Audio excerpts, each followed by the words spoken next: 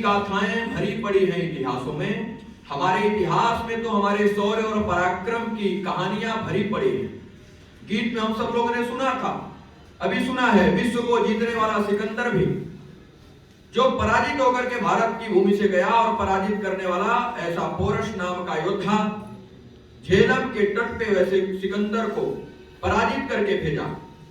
Seleucus Bharat के अंदर में अपनी बेटी की डोली देकर जाता है, भारत का पराक्रम और भारत के वैभव को स्पष्ट करता है, भारत का अतीत है।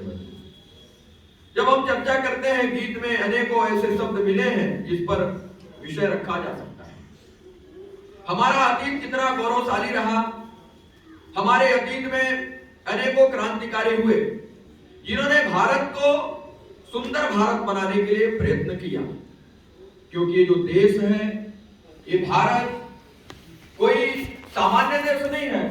ये भारत जिसके शब्द से ही अर्थ स्पष्ट होता है, भा मने ज्ञान, रत मने लगा हुआ, जो सदैव ज्ञान में लगा हुआ है, ऐसा पवित्र देश भारत है।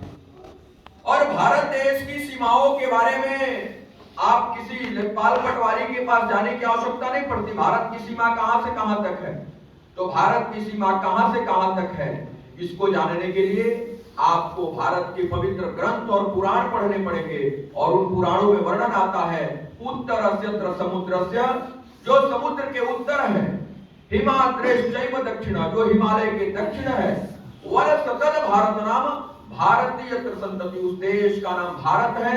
हम वहीं के रहने वाले संतान हैं। भारत इस देश के अतीत में भगवान इस देश में पैदा हुए, इसलिए कहा जाता है देव निर्मितम देशम यत्र भारतम प्रचक्षते। यह राम की धरती है, कृष्ण की धरती है। यहाँ का कंकड़ कंकड़ शंकर है, यहाँ का बच्चा बच्चा राम है।